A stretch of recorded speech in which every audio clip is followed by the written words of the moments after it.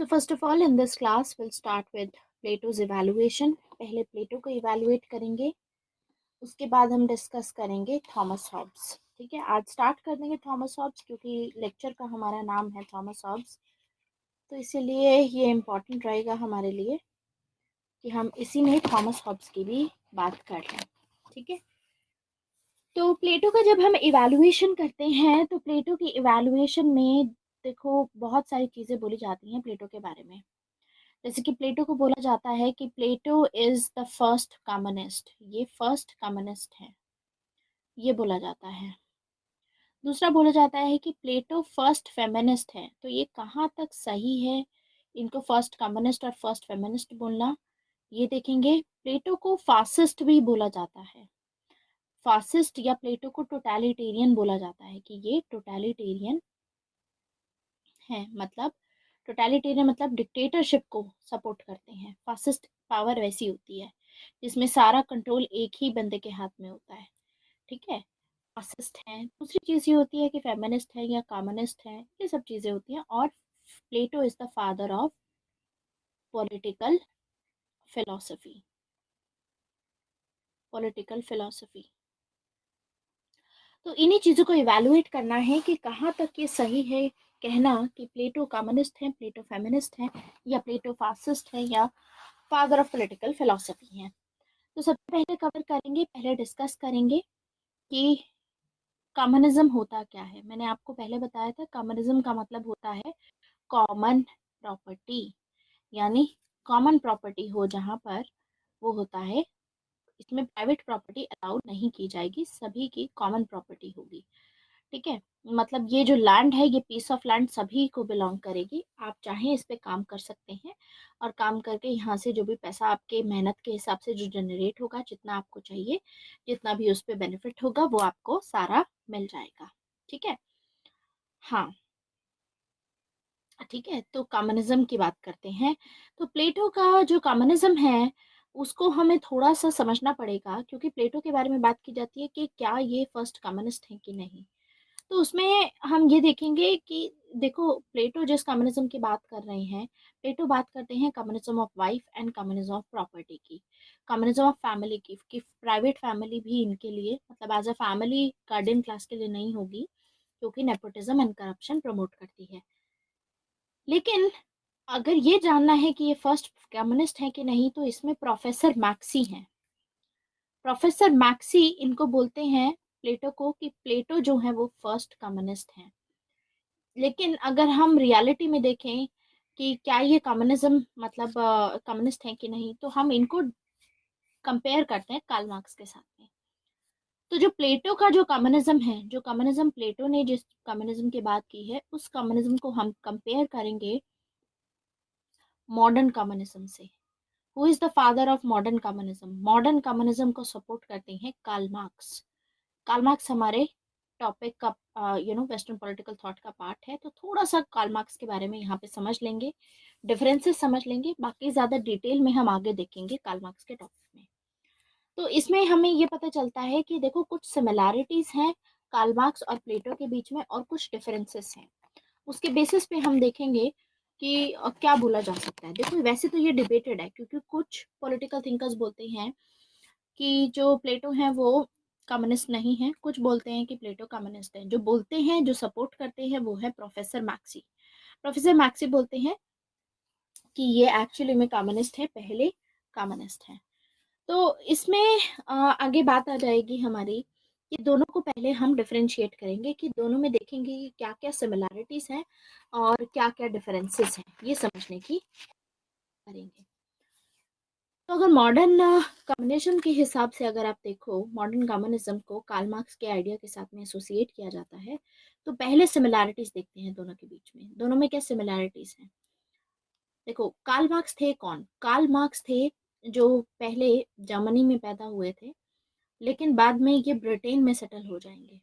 ठीक है, ब्रिटेन में सेटल हो जाएंगे कार्ल मार्क्स. और कार्ल मार्क्स का पर्पस ये था बोलने का, कार्ल मार्क्स मटेरियलिस्ट है. मटेरियलिस्ट मतलब मैटर में बिलीव करते हैं कि जो चीज़ इस दुनिया में एग्जिस्ट करती है उससे कंसर्न रखो, इमेजिनेशन में मत जाओ.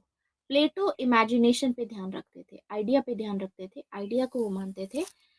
ठीक है। और कार्ल मार्क्स पूरे वर्ल्ड को, मतलब एक कैपिटलिस्ट क्लास हो या पूरे वर्ल्ड को, वो दो क्लासेस में डिवाइड करते हैं। एक सोसाइटी को दो क्लासेस में डिवाइड करते हैं। वो बोलते हैं कि दो टाइप के लोग होते हैं, या तो अमीर लोग होते हैं, उनको बोलते हैं बुर्जुआजी क्लास, कैपिटलिस्ट क्लास।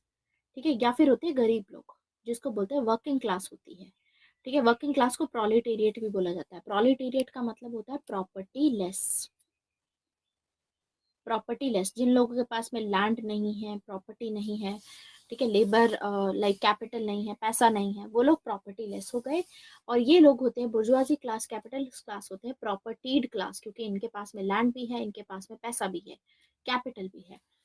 तो पूरे सोसाइटी को ये इस तरीके से डिवाइड करते हैं, और डिवाइड करने के बाद में बोलते हैं कि देखो ऐसा है कि पूरी सोसाइटी में दो ही टाइप के लोग हैं। और ये मानते हैं कि ये जो दो टाइप के लोग हैं, इसमें जो बुर्जुआजी क्लास है, यानी जो कैपिटलिस्ट क्लास है, जो अमीर लोग हैं, ये माइनॉरिटी में है। मतलब ये संख्या में देखोगे तो बहुत कम है, पॉपुलेशन वाइज ये कम है, लेकिन पैसा सबसे ज्यादा इन्हीं के पास में है। और ये जो अगर पॉपुलेशन वाइज देखोगे, ये मेजोरिटी में है, लेकिन इनके पास में पैसा कम है नहीं। ठीक है। और ये जो माइनॉरिटी के लोग हैं, बुर्जुआजी क्लास, इनको एक्सप्लॉइट करते हैं, इनका फायदा उठाते हैं, वर्किंग क्लास का फायदा उठाते हैं। इनसे काम करवाते हैं, इनको पैसा कम देंगे, इन्हीं से काम कराएंगे, उस पर प्रॉफिट जो जनरेट होगा वो प्रॉफिट भी नहीं देते इनको। इनको बस एक बेसिक सैलरी दे देते हैं कि ये बनाने का आपको ये सैलरी मिलेगी।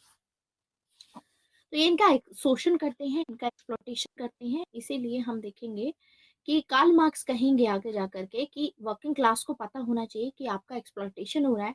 तो वर्किंग क्लास इस एक्सप्लॉटेशन को, इस शोषण को कम कैसे कर सकती है, कैसे हटा सकती है? रेवोल्यूशन ला करके।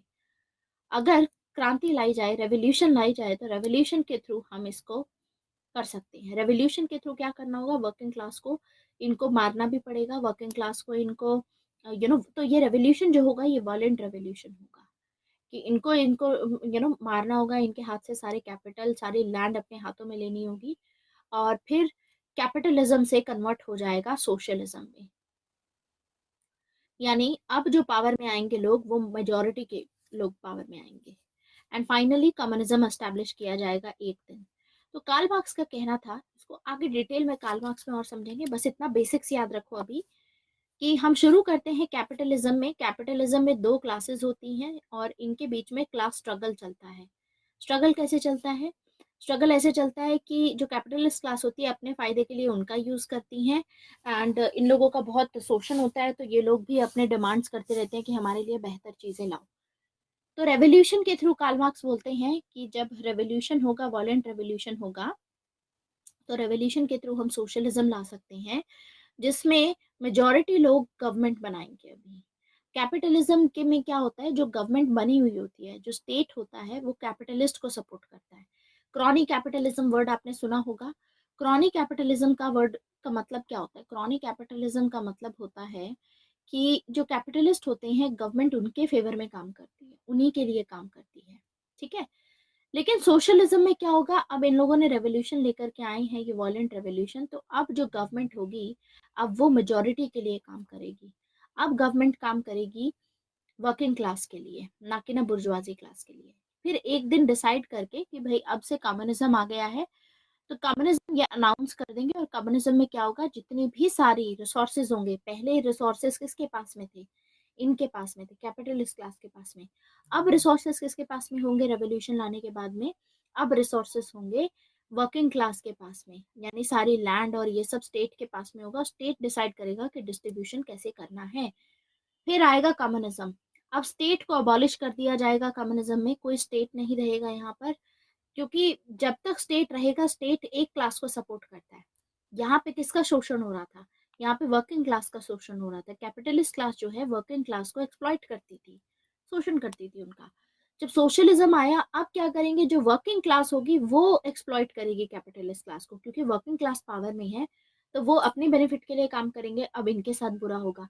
तो कम्युनिज्म एक ऐसी स्टेज है जहाँ किसी के साथ बुरा नहीं होता, ना तो कैपिटलिस्ट क्लास के साथ में, ना ही वर्किंग क्लास के साथ में, क्योंकि यहाँ पर ये क्लासेस ही खत्म हो जाएंगी। क्लासेस किसकी वजह से होती हैं? इकोनॉमिक स्टेटस की वजह से, कितना पैसा है, कितने रिसोर्सेज हैं, इसकी वजह से क्लासेस इमर्ज होती हैं। तो ये बोलते हैं कि कम्युनिज्म एक ऐसी स्टेज होगी जहां पर कि क्लासेस अबॉलिश हो जाएंगी, क्योंकि हम स्टेट अबॉलिश कर देंगे। अब स्टेट होगा ही नहीं तो स्टेट किसी को सपोर्ट ही नहीं करेगा। तो अल्टीमेटली कम्युनिज्म आ जाएगा। और according to Karl Marx communism एक ऐसा परफेक्ट चीज है, एक ऐसा परफेक्ट आइडिया है, परफेक्ट स्टेट है जहां पर सब खुश रहेंगे। तो हम क्या देखते हैं कि कार्ल मार्क्स बोलते हैं कि मैटर पे एक फोकस करो, जो इस वर्ल्ड में हो रहा है उसमें देखो, ये मत देखो आइडिया इमेजिनेशन में मत जाओ। तो इनका कहना था, कार्ल मार्क्स का कहना था, ही इज अ मटेरियलिस्ट। तो ये भी एक तरीके से सिमिलैरिटी हमको यहाँ पे देखने को मिलेगी कि कार्ल मार्क्स भी इन्हीं के जैसे क्या बोलेंगे, कार्ल मार्क्स भी इनके जैसे बोलेंगे कि देखो परफेक्ट स्टेट हमको चाहिए। प्लेटो के जैसे ही कार्ल मार्क्स भी एक परफेक्ट स्टेट चाहते हैं। यानी प्लेटो और जो कार्ल मार्क्स है दोनों ही यूटोपियन है, दोनों ही इम्प्रैक्टिकल है, क्योंकि परफेक्ट स्टेट पॉसिबल नहीं है।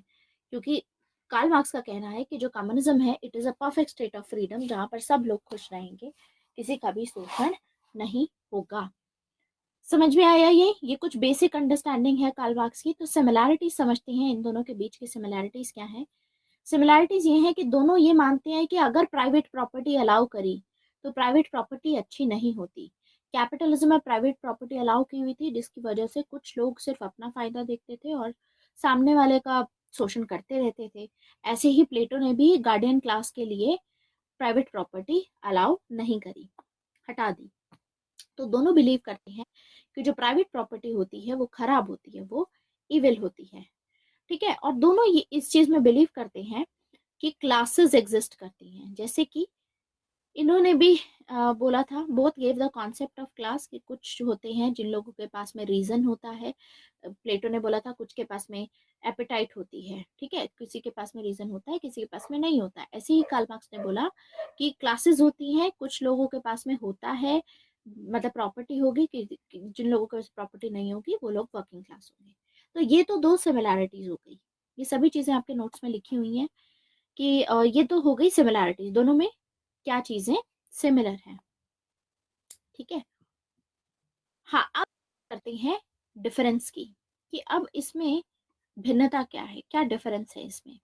तो अगर आप देखोगे कि डिफरेंस क्या है इसमें, तो डिफरेंस में रहेगा कि देखो सिमिलैरिटीज इसमें जो थी, सिमिलैरिटी सुपरफिशियल सिमिलैरिटीज थी। सुपरफिशियल मतलब ऊपर ऊपर से हमें देखने को मिलता है कि हाँ कुछ कुछ चीजें मिल रही हैं, लेकिन अगर डेप्थ में जाओगे तो आपको पता चलेगा कि डेप्थ में जा करके कि दोनों ही बहुत ही अलग बातें कर रहे हैं, दोनों के बीच में फंडामेंटल डिफरेंसेस हैं। ठीक है। Differences are fundamental.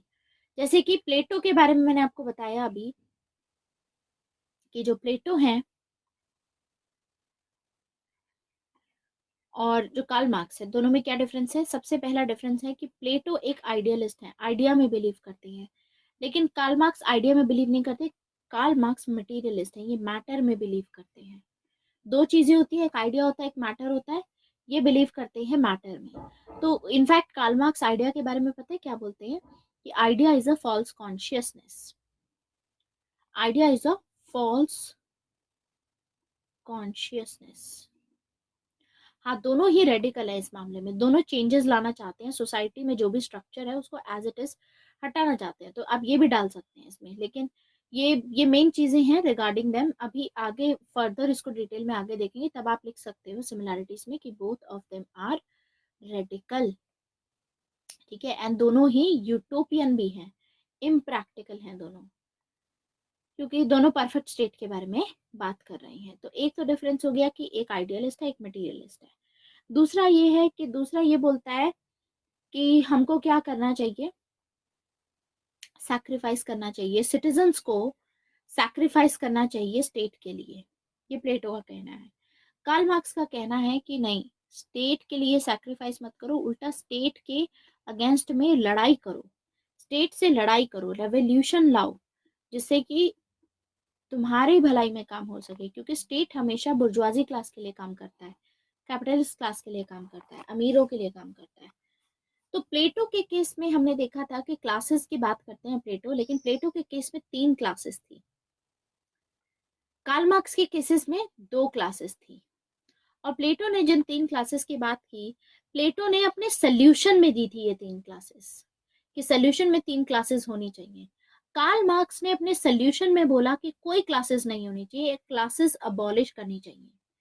तो एक तो ये डिफरेंस हो गया, देखो कितना फंडामेंटल डिफरेंस है कि दोनों ने क्लासेस के बारे में बात की, लेकिन एक ने सोल्यूशन के बारे में बात की, एक ने बोला कि खत्म करो क्लास सिस्टम को, एक ने बोला कि वॉयलेंस मत लाओ।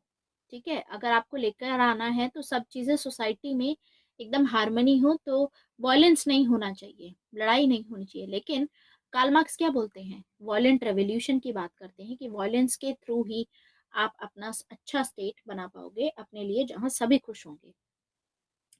तो प्लेटो का मानना है कि idea is the ultimate reality, idea ही सब कुछ है। लेकिन कार्ल मार्क्स का मानना है कि जो आइडिया होता है वो एक फॉल्स कॉन्शियसनेस होती है, मतलब आइडिया के थ्रू आपको लोग पागल बनाने की कोशिश करते हैं, आपको गुमराह करने की कोशिश करते हैं। ठीक है, yes, Karl Marx in fact violence के बारे में ये भी बोलते हैं that violence is the midwife of change, यानी मिडवाइफ वो होती है जो बच्चा पैदा करने में हेल्प करती है, जैसे दाई होती है। ठीक है, तो वॉयलेंस इज दैट, कि वॉयलेंस के हेल्प से ही एक नया जन्म होता है।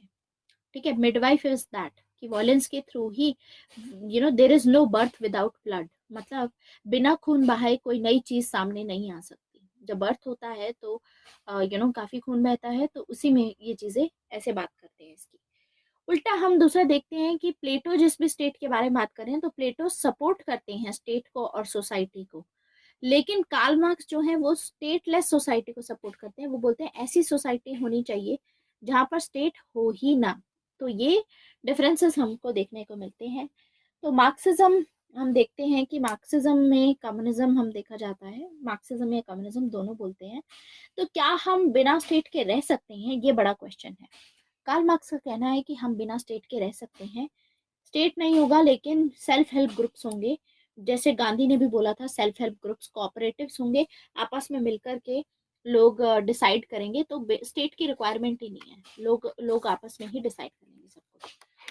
तो ये सभी चीजें हमें देखने को मिलती हैं दोनों के बीच में कि ये दोनों में क्या क्या डिफरेंस होगा, और उसी के बेसिस पे हम क्या बोलेंगे आगे जाकर के कि ये काफी डिबेटेड है, लेकिन प्रोफेसर मैक्सी ये बोलते हैं कि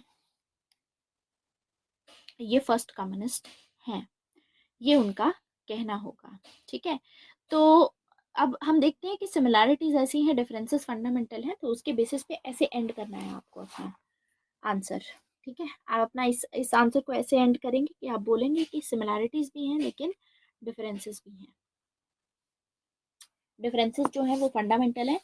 तो इस मामले में ये फर्स्ट कम्युनिस्ट नहीं होंगे, लेकिन प्रोफेसर मैक्सी का कहना है, वो कहते हैं कि फर्स्ट कम्युनिस्ट है, पहले आइडियाज जो दिए थे उन्होंने दिए थे। अल्टीमेटली एट द एंड क्या बात हुई, ये डिबेटेबल चीज है, कंटेस्टेड चीज है, क्योंकि आधे लोग बोलेंगे कि है, दूसरे बोल रहे हैं नहीं है, तो हम गारंटी के साथ तो नहीं बोल सकते, लेकिन हम प्रोफेसर मैक्सी का नाम लेकर के बोल सकते हैं कि that he is a first communist. ठीक है, अब क्या आता है, हमारा प्लेटो का खत्म हो जाता है। अब दूसरी बात आती है, मैंने आपको थ्योरी ऑफ फिलोसोफर किंग में बताया था कि फिलोसोफर किंग जो होता है is a symbol of knowledge and sacrifice, क्योंकि इनके पास में नॉलेज है, ये अपनी प्रॉपर्टी और अपनी फैमिली को सैक्रिफाइस ये सब करते हैं, तो इसीलिए फिलोसोफर किंग को एब्सोल्यूट पावर दी गई है कि ये ही परफेक्ट स्टेट, आइडियल स्टेट बना सकते हैं, परफेक्ट जस्टिस का आइडिया। ठीक है, इन्होंने 50 साल अपने पढ़ाई में बिताए हैं, रिगरस लर्निंग में, इसीलिए भी तो। और फिलोसोफर किंग अगर रूल करेंगे तो there will be rule of knowledge. तो प्लेटो जो है रूल ऑफ नॉलेज को प्रेफर करते हैं, और वो इसीलिए एब्सोल्यूट पावर देंगे और कोई लिमिटेशंस नहीं रखेंगे। तो प्लेटो बोलते हैं रूल ऑफ नॉलेज में कि जो फिलोसोफर किंग है he is not under the law, he is not under the law, but law is under him, law is under him. लेकिन प्लेटो फिर भी एक लिमिटेशन देते हैं फिलोसोफर किंग पे कि आप कोई भी जो डिसीजन लेना है वो without considering public opinion, without considering law, ठीक है, he can take that decision, लेकिन इसके चलते कॉन्स्टिट्यूशन को चेंज नहीं कर सकते, आप कॉन्स्टिट्यूशन चेंज नहीं कर सकते, ऐसा लिमिटेशन इसमें डाला गया। उल्टा ये बोलते हैं कि कोई चैलेंज नहीं करेगा, philosopher is like a patriarch, उसके पास में जैसे फादर होते हैं उनके पास में अल्टीमेट पावर होती है। तो ऐसे ही स्टेट एक बिग फैमिली है, तो इसके हेड कौन है? फिलोसोफर किंग इसके हेड है, जैसे हेड ऑफ द फैमिली होता है, तो सारे पावर उनको देंगे क्योंकि अल्टीमेट नॉलेज है उनके पास में, इसीलिए। लेकिन इट इज़ फुलिश अगर हम इनकी, प्लेटो बोलते हैं देखो, अगर हम इनकी पावर को, इनके उसको नॉलेज को अगर हम लिमिट करते हैं तो ये फुलिशनेस है, क्योंकि एक एक प्रैक्टिशनर जो होता है वो एक बुक से ज़्यादा, जैसे बुक होती है, रूल ऑफ लॉ होती है, ठीक है, तो वो भी एक बुक में लिखा होता है, तो उससे ज़्यादा बेहतर होते हैं, एटलीस्ट उससे ज़्यादा बेहतर बेहतर होते हैं। जो भी मतलब जिसमें नॉलेज रहेगी, जो प्रैक्टिशनर होता है उसको ज़्यादा नॉलेज होती है, बुक से ज़्यादा नॉलेज होती है, इसीलिए ये प्रेफरेंस उनको देंगे। तो हम क्या देखते हैं कि आगे जाकर के एरिस्टोटल इनको क्रिटिसाइज करेंगे। हमने एरिस्टोटल का टॉपिक देख ही लिया था, जिसमें एरिस्टोटल बोलेंगे that law is a reason without passion, इसीलिए रूल ऑफ लॉ होना चाहिए rather than rule of a person, क्योंकि उसमें पैशन नहीं होगा, that's why. So in reality वैसे भी फिलोसोफर किंग को पाना, मतलब कि मिल जाए हमको, वो इम्पॉसिबल रहेगा। फिलोसोफर किंग एक्चुअली एक इम्प्रैक्टिकल टॉपिक है, इम्प्रैक्टिकल सब्जेक्ट है, यूटोपिया है, रियलिटी नहीं है, क्योंकि फिलोसोफर किंग अगर प्रैक्टिस में होगा तो वो रूल ऑफ टायरनी होगी, that's why. So what we see in this case is philosopher king को ये एब्सोल्यूट पावर देंगे, इसीलिए भी इनको टोटलिटेरियन या फासिस्ट भी बोला जाता है, कि जो हमारे प्लेटो हैं ये फासिस्ट हैं, ये टोटलिटेरियन है। तो क्वेश्चन आता है अगर ऐसा कि Plato is the first fascist, तो उसके लिए आपको समझना चाहिए कि कार्ल पॉपर भी हैं। कार्ल पॉपर इनको क्या बोलते हैं? कार्ल पॉपर एक पॉलिटिकल थिंकर हैं जिन्होंने अपनी बुक लिखी है open society and its enemy. इस बुक में कार्ल पॉपर कहते हैं प्लेटो को कि Plato is the enemy of open society. Open society क्या होती है? जहाँ पर लोग अपने विचार प्रकट कर सके, डेमोक्रेसी हो जहाँ पर, और जहाँ पर वो क्वेश्चन कर सकते हैं सामने वाले को कि जो एक्शंस आप ले रहे हो कि वो एक्शन सही भी हैं कि नहीं है, ठीक है। लेकिन कार्ल पॉपर बोलते हैं कि प्लेटो ने साफ बोल दिया है कि कोई भी क्वेश्चन नहीं कर सकता फिलोसोफर की विजडम को, फिलोसोफर किंग की विजडम को, इसीलिए ये एनिमी है ओपन सोसाइटी के। इन्होंने एब्सोल्यूट पावर किसको दे दी? फिलोसोफर किंग को एब्सोल्यूट पावर दे दी। और यानी लोगों को पहले बोला कि सैक्रिफाइस कर दो, और अपनी सारी पावर इन्होंने उसको दी फिलोसोफर किंग को। तो डिक्टेटरशिप में ये क्या कर रहे हैं? ये बोल रहे हैं कि डिक्टेटरशिप में जाओ, मतलब ये बोल रहे हैं कि ये सही चीज है। फासिस्ट अभी मैंने बताया नहीं है, फासिस्ट होता क्या है मैं भी बताऊंगी आपको। I am just telling you Karl Popper का व्यू, ठीक है। तो ये लोगों को बोलते हैं कि देखो, फिलोसोफर किंग आपकी भलाई के लिए बोल रहा है, कि आपके भलाई के लिए है, लेकिन इसी वजह से आप अपने राइट्स भी नहीं है आपके पास, आपके पास में सिर्फ ड्यूटीज हैं। आप क्या करो? फिलोसोफर किंग की मानो, यानी आप एक्सेप्ट करो टोटलिटेरियनिज्म। तो उस मामले में ऐसे बोलते हैं कार्ल पॉपर। अभी इसको भी डिस्कस करूंगी, अभी आपको ओवरव्यू दे रही थी कि क्या व्यू है इसका। तो प्लेटो को बोला जाता है फर्स्ट फासिस्ट। तो पहले ही क्वेश्चन आता है कि जो फासिज्म है, फासिज्म होता क्या है? हाँ, जो भी थिंकर आएंगे अब प्लेटो के टॉपिक में, जितने भी थिंकर आएंगे, या तो वो उनको डिफेंड करेंगे, जैसे एक है लेविंसन। लेविंसन है, लेविंसन या तो लेविंसन इनको डिफेंड करते हैं। देन कुछ लोग होते हैं जो इनको क्रिटिसाइज करते हैं, ठीक है। डिफेंस में बोलेंगे कुछ लोग और कुछ लोग क्रिटिसाइज करेंगे। तो सबसे पहले फासिज्म का मतलब क्या है वो समझते हैं। फासिज्म होता क्या है? फासिज्म होता क्या है?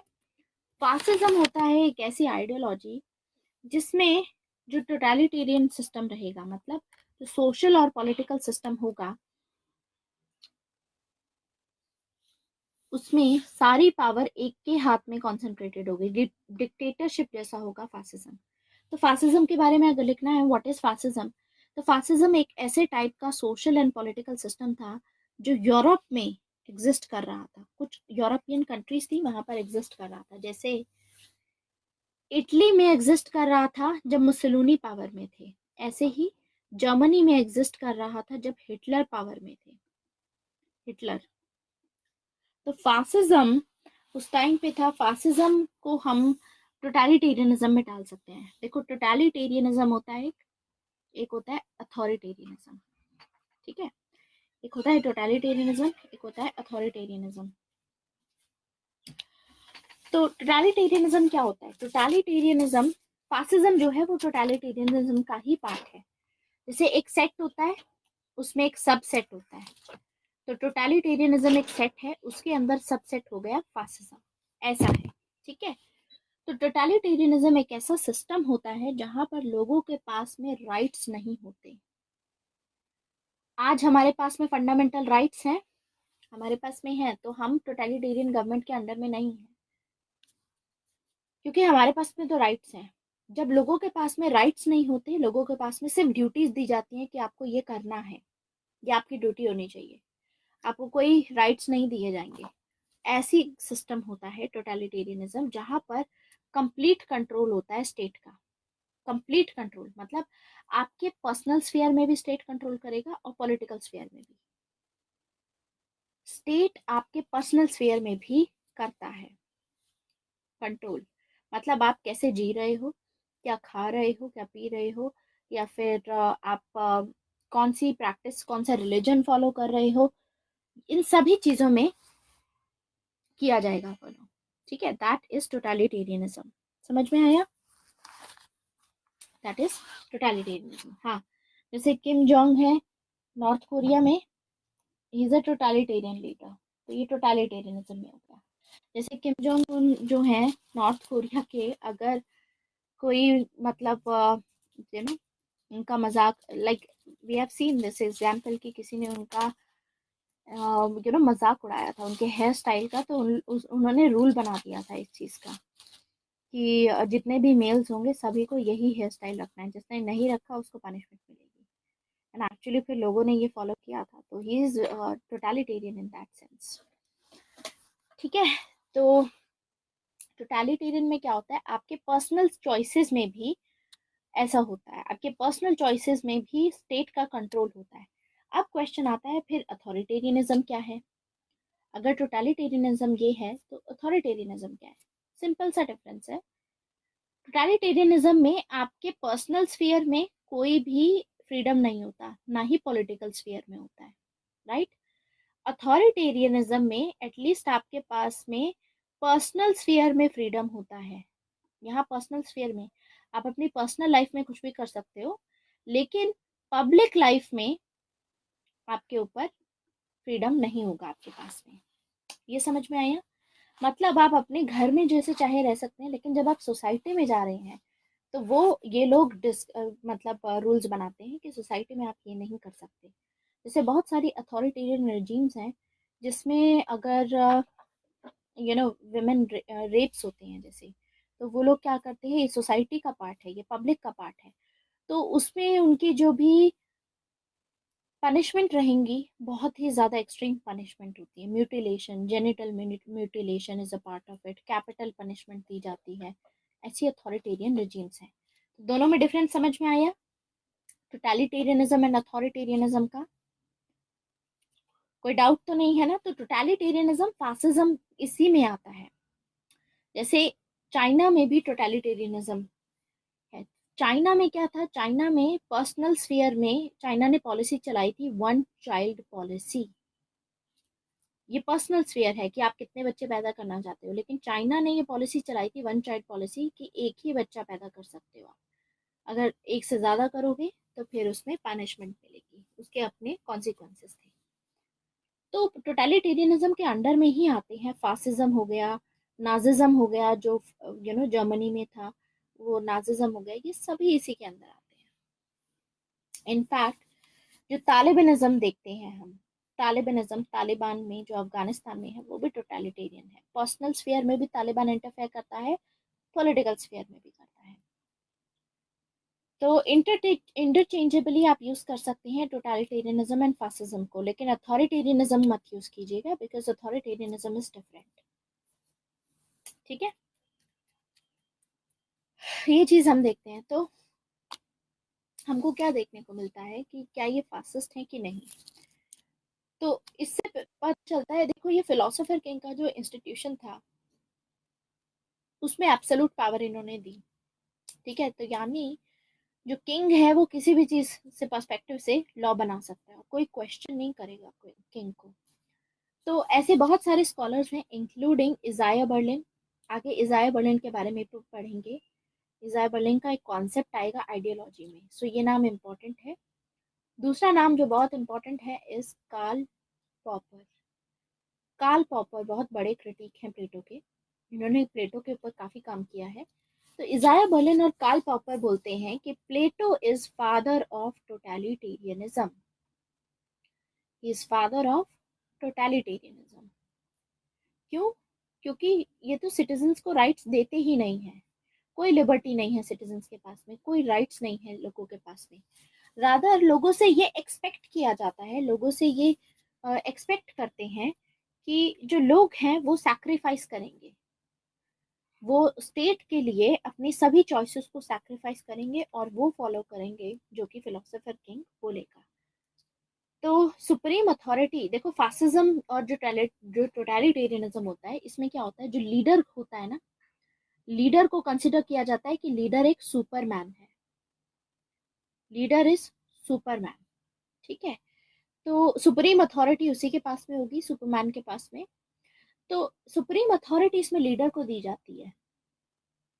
अब प्लेटो भी सेम ही चीज तो मांग रहे हैं, प्लेटो भी यही बोल रहे हैं कि आपको फिलोसोफर किंग को फॉलो करना होगा, आप क्वेश्चन नहीं कर सकते, अनक्वेश्चनेबल ओबीडियंस फॉलो करना होगा। मतलब जो भी वो बोले बिना कुछ पूछे बिना कुछ सोचे करते चले जाओ। सो ये तो फिर फासिज्म की ही चीजें होंगी ना, क्योंकि फिलोसोफर किंग को के ऊपर कोई लिमिटेशन नहीं है। एक छोटी सी लिमिटेशन है कि कॉन्स्टिट्यूशन चेंज नहीं कर सकते, अदरवाइज ना तो उनको कोई लॉ ना ही कोई पब्लिक ओपिनियन इनको इनकी पावर को लिमिट कर सकता है, कोई अकाउंटेबिलिटी नहीं है उनपे। तो इसीलिए कार्ल पॉपर ये बोलते हैं कि प्लेटो तो डायलेक्टिक्स को सपोर्ट करते थे। डायलेक्टिक्स का मतलब था कि काउंटर क्वेश्चन कर सकते हो, आप काउंटर आर्ग्यूमेंट कर सकते हो, लॉजिकल आर्ग्यूमेंटेशन।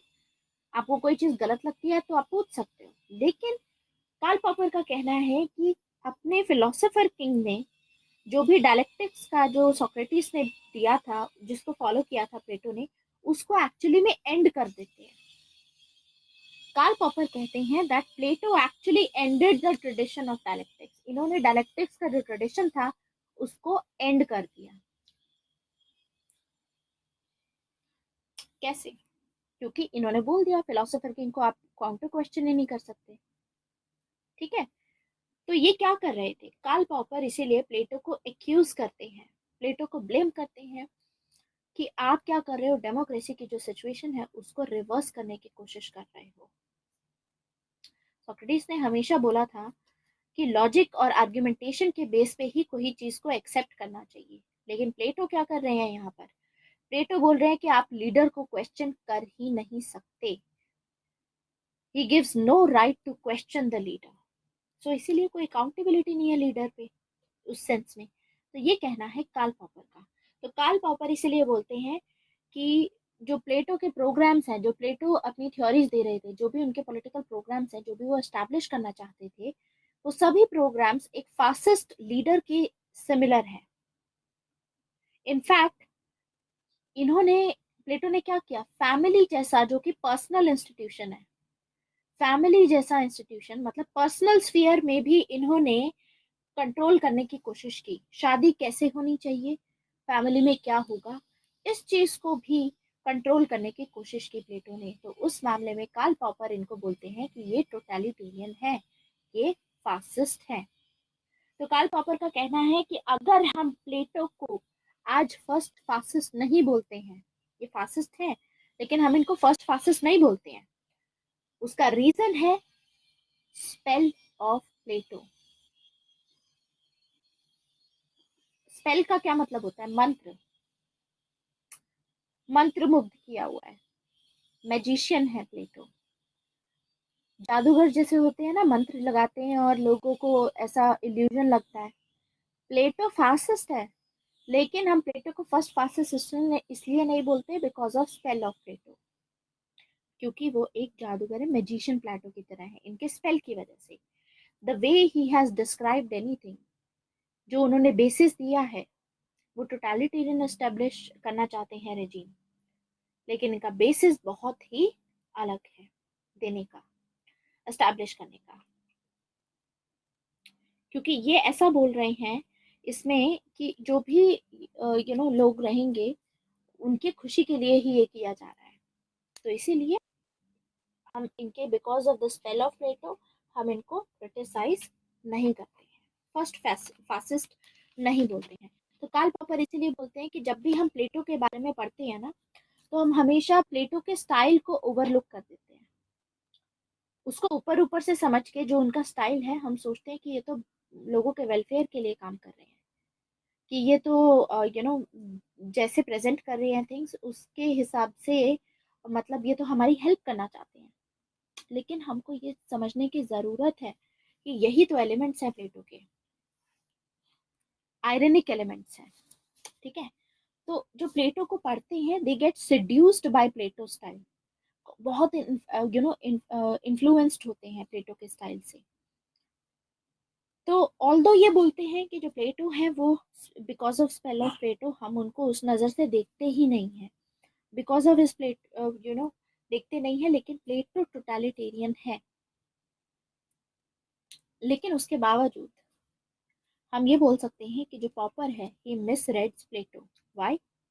क्योंकि the way he has read Plato, वो प्लेटो जैसे उन्होंने प्लेटो को पढ़ा, प्लेटो के कामों को पढ़ा, जो भी उन्होंने थ्योरीज दी उन सबको जो पढ़ा, वो सभी the way he has studied, वो आइडियोलॉजिकली मोटिवेटेड है। ये कौन बोलते हैं? राजीव भार्गव बोलते हैं। राजीव भार्गव का कहना है कि कार्ल पॉपर को क्रिटिसाइज करते हैं राजीव भार्गव। राजीव भार्गव कहते हैं कि ये जो कार्ल पॉपर हैं, इन्होंने जिस तरीके से प्लेटो को प्रेजेंट किया है, जिस तरीके से प्लेटो को पढ़ा है, ये पॉलिटिकली मोटिवेटेड है। ये चाहते हैं प्लेटो को क्रिटिसाइज करना, इसीलिए इनकी मोटिवेशन ही यही है, तभी ये प्लेटो को इस नजरिए से देख रहे हैं। क्योंकि how come he so sure about Plato's ambition? Plato का एम्बिशन ये तो कभी नहीं था कि टोटलिटेरियन स्टेट हो। प्लेटो का एम्बिशन था कि एक जस्ट सोसाइटी बनाई जाए जिसमें सब चीजें सही हो। तो इसमें एम्बिग्युइटी हो सकती है, क्योंकि रियलिटी में कभी एग्जिस्ट नहीं किया। देखो, प्लेटो का जो स्टेट था, आइडियल स्टेट, आज तक भी रियलिटी बन ही नहीं पाया। तो आपको क्या पता कि रियलिटी में अगर ये स्टेट आता तो प्लेटो क्या बोलते, क्योंकि प्लेटो की इंटेंशंस अच्छी थी, प्लेटो वेलफेयर के लिए काम कर रहे थे लोगों के। तो इस हिसाब से जो कार्ल पॉपर की डेफिनेशन है प्लेटो की, कि प्लेटो एक टोटलिटेरियन है, वो सही नहीं है, वो पॉलिटिकली मोटिवेटेड है। ऐसे ही राजीव भार्गव के अलावा है लेविन्सन। लेविन्सन क्या बोलते हैं इनके बारे में, प्लेटो के बारे में? लेविन्सन लिखते हैं कि जो भी कार्ल पॉपर ने अपना जितना भी क्रिटिसिज्म दिया है, उस हिसाब से लेविन्सन बोलते हैं कि देखो, जो फासिस्ट कंट्रीज हैं, जो फासिज्म की हम बात करते हैं, फासिज्म आया है 20th सेंचुरी में। फासिज्म आया था 20th सेंचुरी में, जर्मनी में, यूरोप में, जर्मनी और इटली में बहुत लेट आया था। और प्लेटो तो इससे बहुत टाइम पहले के बात है, राइट? प्लेटो एंशिएंट टाइम से बिलोंग करते हैं। तो अगर आप दोनों के टाइम एंड स्पेस को देखो, फासिज्म की और प्लेटो के जो भी थ्योरीज हैं, प्लेटो की थ्योरीज को कंसिडर करो, तो बहुत बड़ा डिफरेंस है टाइम और स्पेस में। It is like comparing the uncomparables. आप कंपेयर नहीं कर सकते फासिज्म को प्लेटो की थ्योरी के साथ में, क्योंकि टाइम का डिफरेंस हो गया। इसके बेसिस पे लेविन्सन बोलते हैं कि प्लेटो की जो इंटेंशन थी वो वेलफेयर के लिए थी। तो ये चीज कार्ल पॉपर बोलते हैं। ये चीज भी आ सकती है डायरेक्टली क्वेश्चन में, Plato as enemy of open society. कौन बोलते हैं ये Plato as enemy of open society? ये बोलते हैं कार्ल पॉपर। तो कार्ल पॉपर का इसमें लिखेंगे, कार्ल पॉपर क्या कहते हैं? कार्ल पॉपर एक किस किस को क्रिटिसाइज करते हैं? कार्ल पॉपर प्लेटो को क्रिटिसाइज करते हैं, हेगल को क्रिटिसाइज करते हैं। हेगल कौन है, ये हम पढ़ेंगे कार्ल मार्क्स के टॉपिक में। तो ये कार्ल पॉपर प्लेटो को क्रिटिसाइज करेंगे, हेगल को क्रिटिसाइज करेंगे और कार्ल मार्क्स, इन तीनों को क्रिटिसाइज करते हैं। और कार्ल पॉपर कहते हैं कि ये जो तीनों लोग हैं, ये तीनों के तीनों एनिमी ऑफ ओपन सोसाइटी हैं। They are the enemy of open society, क्योंकि इनके कामों में, इन तीनों के ही कामों में हमें टोटलिटेरियनिज्म की झलक दिखती है। ये कंट्रोल करना चाहते हैं सब कुछ। तो प्लेटो किस बेसिस पे बोलते हैं इनको, प्लेटो को जो I am sorry Karl Popper जो है वो प्लेटो को किस बेसिस पे बोल रहे हैं कि ये एक टोटलिटेरियन है? तीन आर्ग्यूमेंट्स देते हैं। He will give three arguments. पहला आर्ग्यूमेंट क्या है? पहला आर्ग्यूमेंट है असेंशियलिज्म। दूसरा आर्ग्यूमेंट है होलिज्म। तीसरा आर्ग्यूमेंट है हिस्टोरिसिज्म। इन तीन आर्ग्यूमेंट के बेसिस पे कार्ल पॉपर प्लेटो को बोलेंगे कि वो एनिमी है। कैसे? असेंशियलिज्म का क्या मतलब होता है? असेंशियलिज्म का मतलब होता है, जो प्लेटो ने अपनी थ्योरी ऑफ आइडिया दी थी, ठीक है, तो उसके बेसिस पे बोलेंगे कि प्लेटो ने जानबूझ के अपना जो आइडिया है उसको एब्सोल्यूट रियलिटी माना। ठीक है, तो प्लेटो एसेंस पे ध्यान देते हैं। एसेंशियलिज्म का मतलब एसेंस। ठीक है, तो प्लेटो ने हमको ये बिलीव करवाने की कोशिश की है कि एसेंस जो होता है वो सबसे बड़ी नॉलेज होती है। आइडिया यानी एसेंस जो होता है वो रियलिटी होती है, वही सबसे बड़ी नॉलेज है। और जो इस वर्ल्ड में हो रहा है, एसेंशियलिज्म जो इस वर्ल्ड में एग्जिस्टेंस है, वो चीज नहीं है। ठीक है, तो ये हमें बोलते हैं कि रियलिटी में और जो इस वर्ल्ड में हो रहा है, जो इल्यूजन है, उसमें बहुत बड़ा डिफरेंस है। इसीलिए ये बोलते हैं कि रियलिटी जो होती है वो एक आम इंसान नहीं समझ सकता। हाँ, एसेंस का मतलब होता है आइडिया। एसेंस इज परफेक्ट, कि इसके पीछे का एसेंस क्या है, क्या समझाने की कोशिश की जा रही है। ठीक है, तो एसेंशियलिज्म आता है वर्ड एसेंस से। मिथ क्रिएट करने की कोशिश कर रहे हैं कि ये रियलिटी नहीं है, ये वर्ल्ड रियलिटी नहीं है। रियलिटी को समझना है तो एक आम इंसान रियलिटी को नहीं समझ सकता। Reality is beyond the understanding of the common man. जो रूलिंग क्लास का पार्ट है उनको इसी वजह से, उनके पास में नॉलेज है, उनको समझनी चाहिए और उनको समझ करके ये डिसीजंस लेने चाहिए। वही समझ सकते हैं कि बेहतर क्या रहेगा सोसाइटी के लिए। तो एक आ गया एसेंशियलिज्म, कि एसेंस पे ध्यान दे रहे हैं ये, और हमको हमको ये धोखा दे रहे हैं, हमको ऐसे झूठ बोल रहे हैं कि रियलिटी अलग है और ये तो इल्यूशन है।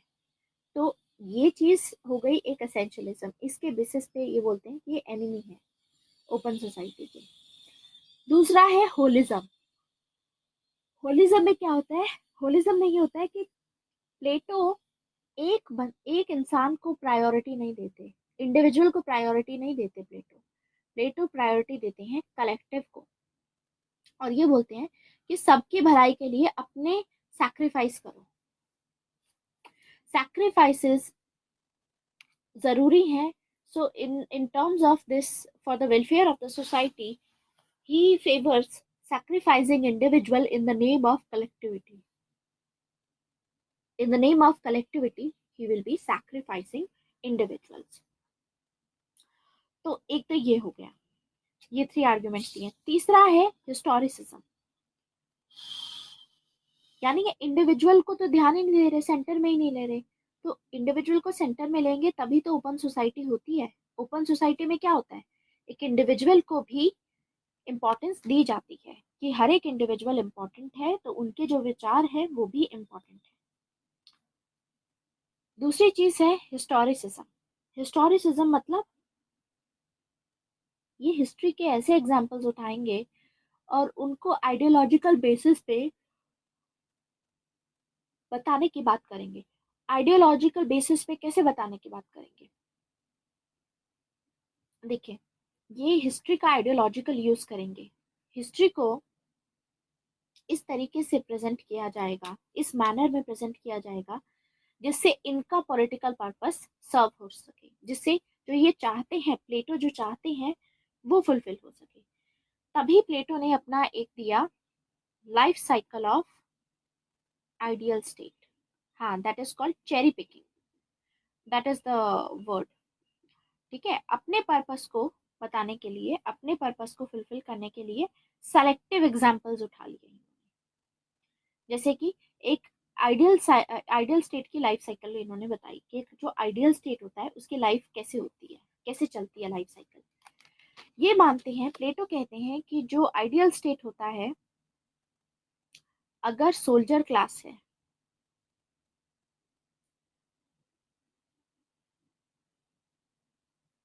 सोल्जर क्लास का रूल है, जैसे ही मतलब ये सोचो, पहले एक आइडियल स्टेट है, ठीक है, जहां पर सब कुछ अच्छा चल रहा है। तो ये आइडियल स्टेट, अब ऑब्वियसली आइडियल स्टेट परफेक्ट ज्यादा दिनों तक रहेगा नहीं, परफेक्ट स्टेट इम्पॉसिबल है क्योंकि परफेक्शन। तो आइडियल स्टेट डिके हो जाएगा, इसका पतन हो जाएगा, डिके होगा into rule of soldier class में।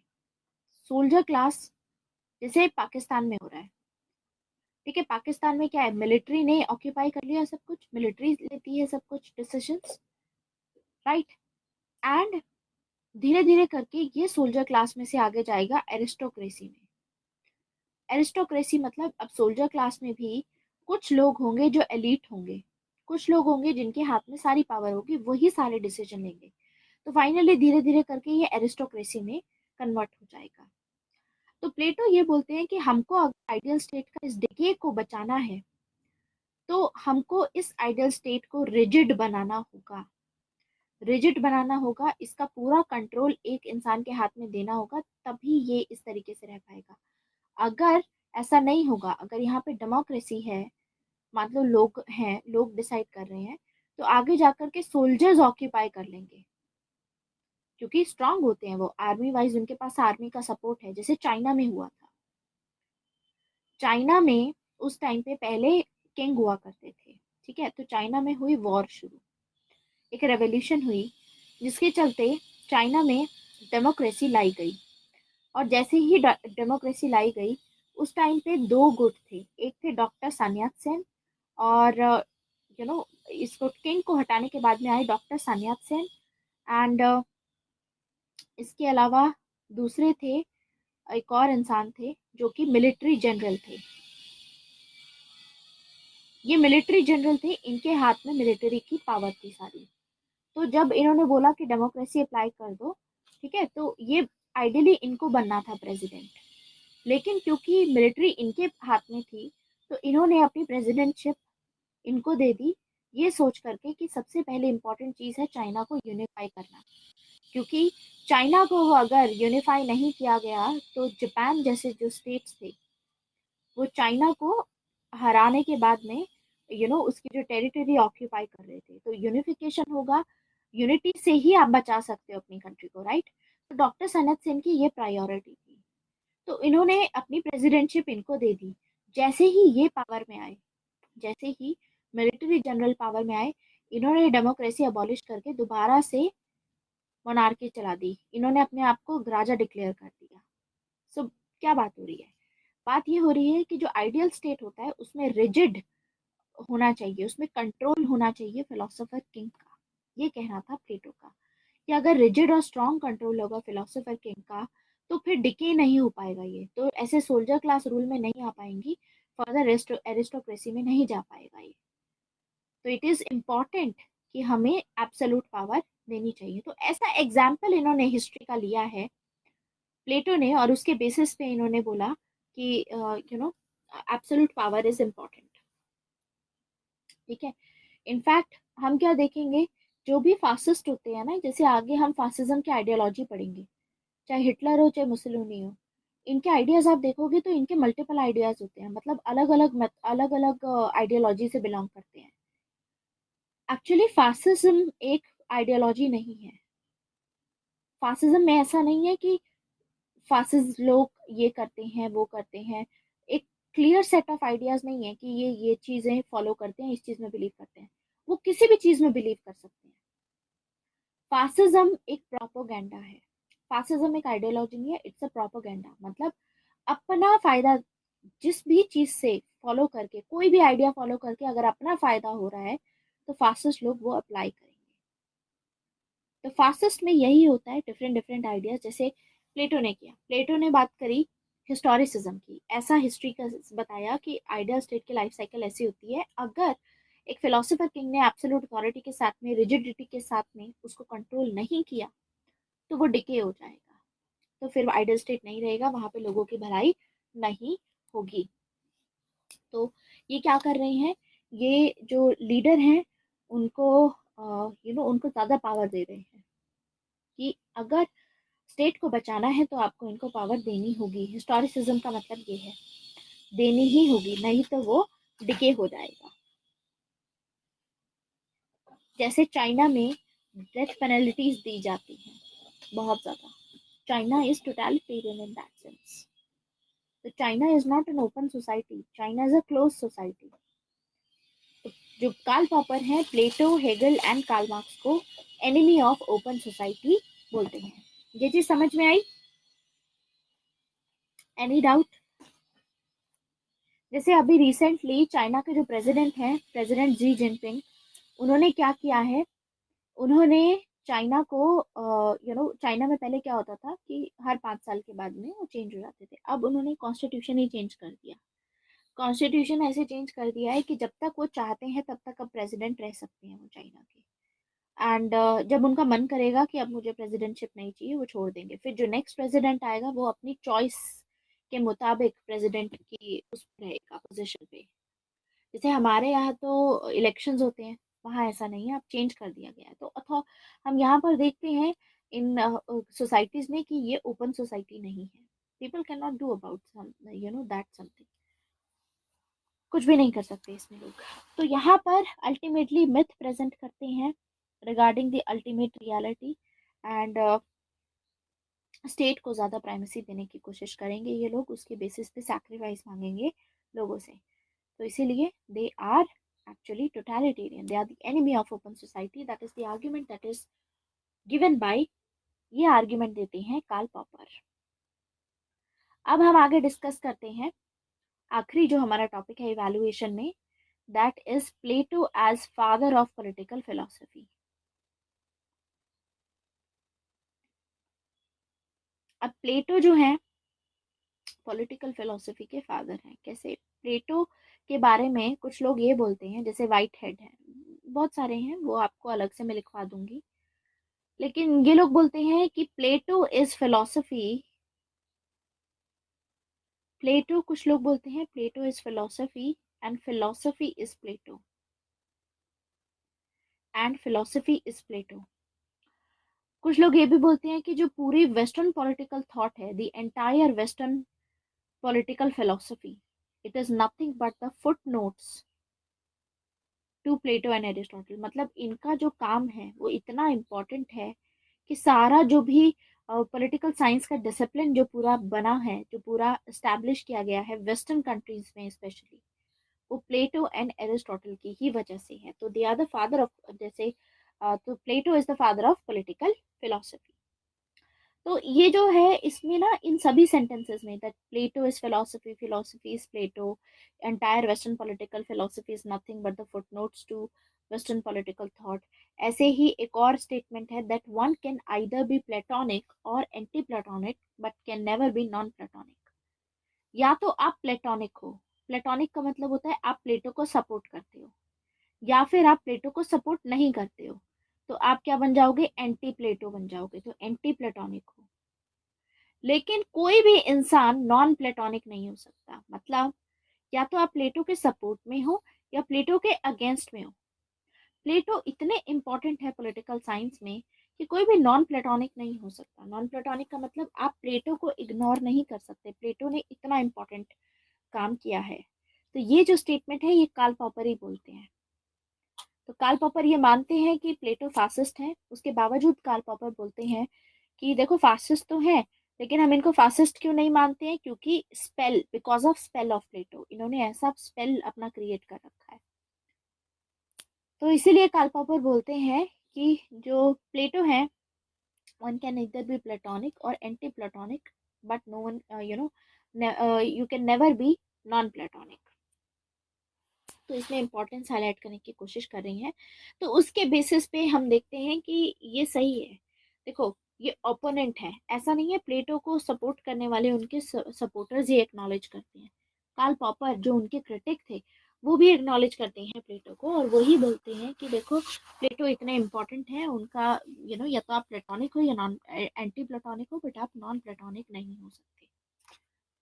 तो इसके बेसिस पे हम देखते हैं कि प्लेटो ने बहुत सारा काम किया है। प्लेटो की जो बुक है Republic, it is like an encyclopedia, जिसमें अलग अलग सब्जेक्ट्स पे काम किया गया है। एजुकेशन पे भी काम किया गया, देन एथिक्स पे काम किया गया है, पॉलिटिकल थ्योरी पे काम किया गया है, फिलोसफी पे काम किया गया है। तो इट इज़ लाइक दैट। ठीक है, तो इससे पता चलता है कि जो प्लेटो के आइडियाज़ हैं वो कितने ज़्यादा इन्फ्लुएंस्ड उन हम हमको किया है उन आइडियाज़ ने, कि या तो आप प्लेटो को लाइक करोगे या डिसलाइक करोगे, लेकिन प्लेटो को इग्नोर नहीं कर सकते। प्लेटो इतने इम्पोर्टेंट है। फिर आ जाता है प्लेटो क्या फर्स्ट फेमिनिस्ट है कि नहीं, whether Plato is a first feminist or not. Feminist होते कौन है? फेमिनिस्ट एक ऐसी आइडियोलॉजी है जो कि जेंडर इक्वालिटी के बारे में बात करती है, कि मेन और जो विमेन है उनको इक्वल फुटिंग्स पे रखना चाहिए, मतलब इक्वल है। जेंडर इक्वालिटी की बात की जाती है, जेंडर जस्टिस की बात की जाती है। जैसे कि इक्वल पे मांगी जाएगी कि मेन और वुमेन दोनों को इक्वली पे किया जाना चाहिए। ठीक है, तो देखो, प्लेटो जो थे पेट्रियार्कल सोसाइटी का पार्ट थे, और despite coming from a highly patriarchal society, Plato अपने थॉट्स में बहुत रेडिकल थे, क्योंकि प्लेटो ने बोला कि women do not possess any disability. Women की डिसेबिलिटी नहीं है, विमेन भी पार्टिसिपेट कर सकती हैं, वो भी एजुकेशन पा सकती हैं, वो भी कंट्रीब्यूट कर सकती हैं स्टेट के अफेयर्स में। एंड अपनी कम्युनिज्म में भी उन्होंने वुमेन के लिए ये चीज़ बोली कि वुमेन के ऊपर रिस्पॉन्सिबिलिटी नहीं है चाइल्ड रेयरिंग की। वुमेन क्या कर सकती है, after this birth of the child, women अपनी पर्सनल लाइफ में जा करके अपने स्टेट के अफेयर्स में पार्टिसिपेट करेगी। तो प्लेटो पहले ऐसे इंसान थे जिन्होंने ये बात की और रेडिकल चेंज लाने की कोशिश की।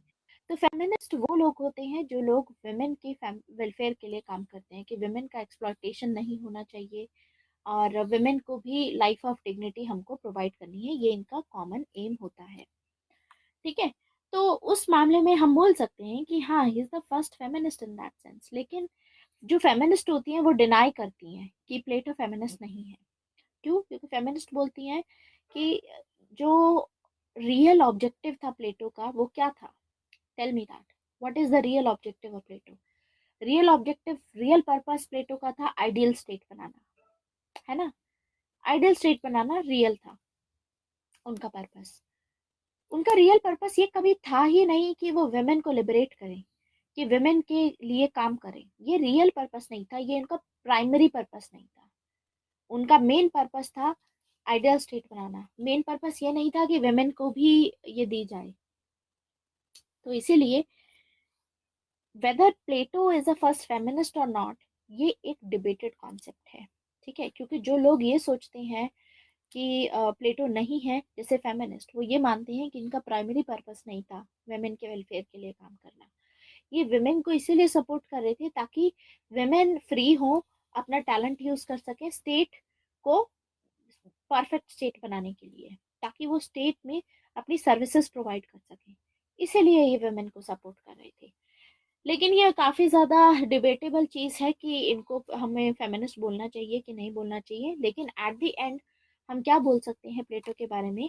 वी कैन से दैट कि Plato at the end was the first person जिन्होंने ये रिकॉग्नाइज किया वेस्टर्न वर्ल्ड में कि जो वुमेन है इनके पास में कोई डिसेबिलिटी नहीं है नेचुरली, तो ये भी पार्टिसिपेट कर सकते हैं। एंड फिलोसोफर क्वीन का कॉन्सेप्ट दिया। ये आपको इस तरीके से फाइनली अपना एंड करना है ये टॉपिक। इस तरीके से अपना आंसर लिखना है पूरा। ठीक है, अब कोई डाउट है इसमें तो पूछ सकते हैं। Any doubt? यस उमंग?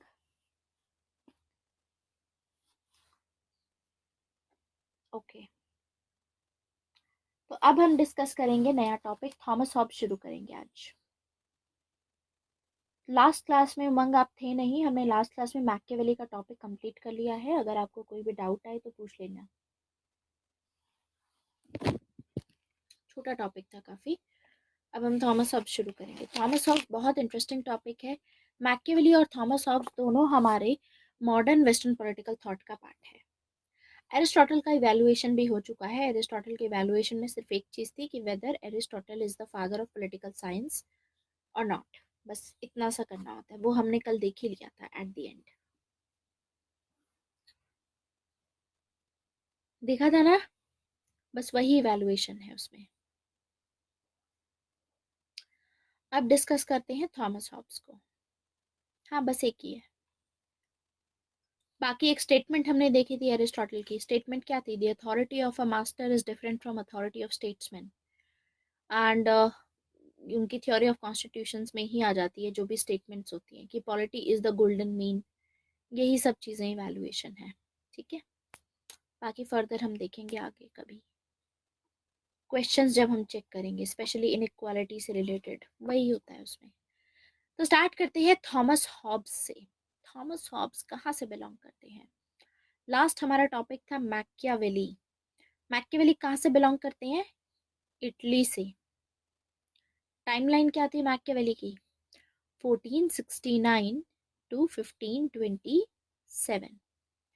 थॉमस हॉब्स कहाँ से बिलोंग करते हैं? थॉमस हॉब्स बिलोंग करते हैं ब्रिटेन से। ब्रिटेन से। और टाइमलाइन क्या है थॉमस हॉब्स की? 1588 टू 1679। मैकियावेली ने कौन सी बुक लिखी थी? क्या नाम था बुक का?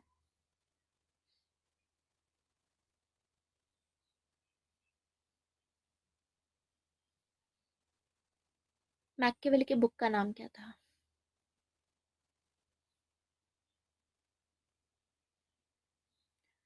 नहीं, पॉलिटिक्स तो एरिस्टोटल थे। मैकियावेली की बुक का नाम क्या था? Yes Pranjal, you were there in that class. Prateek, आप भी थे। डिस्कवरीज नहीं था, दो बुक्स लिखी थी, लेकिन हमारे लिए ये बुक इम्पोर्टेंट नहीं है। वो था द डिस्कोर्सेस। ये बुक इम्पोर्टेंट नहीं है, लेकिन मेन बुक बताओ जिसमें हमने सारी चीज उसी के बारे में बात की। The Prince. एडवाइस दे रहे हैं वो प्रिंस को, तो बुक का नाम है द प्रिंस। बहुत बेसिक था, याद रखिए इसको।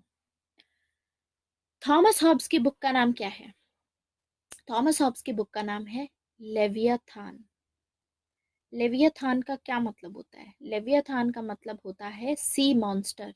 समुद्र में जो मॉन्स्टर होता है ना, उसको बोलते हैं। लेवियाथान क्यों है इसकी बुक का नाम? क्योंकि थॉमस हॉब्स क्या करेंगे? स्टेट को सारी पावर दे देंगे। स्टेट को सारी पावर देंगे। एंड स्टेट को पावर दे करके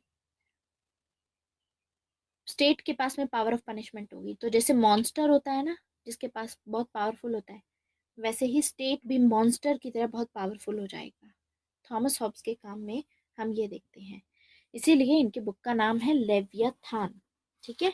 और थॉमस हॉब्स के बारे में एक और चीज याद रखनी है कि थॉमस हॉब्स पहले मॉडर्न पॉलिटिकल थिंकर हैं जिन्होंने complete theory of sovereignty the.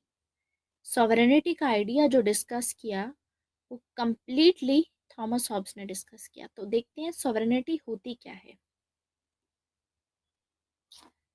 What is this sovereignty? Sovereignty को हम हिंदी में क्या बोलते हैं?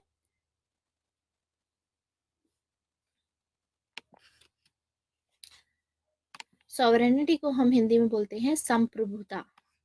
ठीक है, तो सॉवरेनिटी के बारे में देखेंगे हम। सॉवरेनिटी क्या होती है?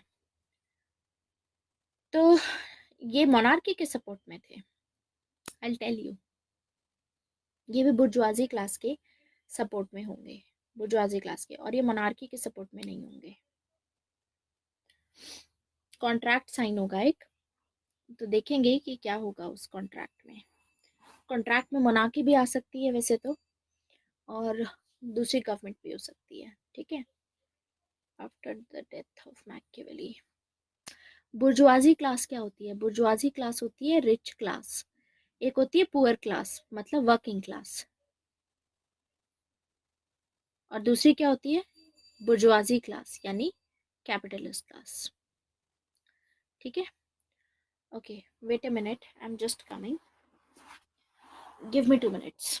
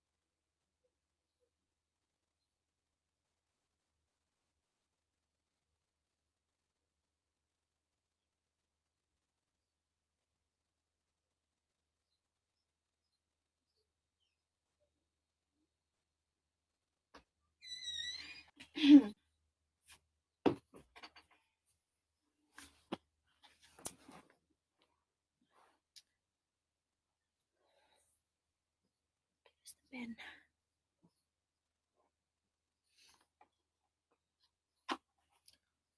Wait a minute.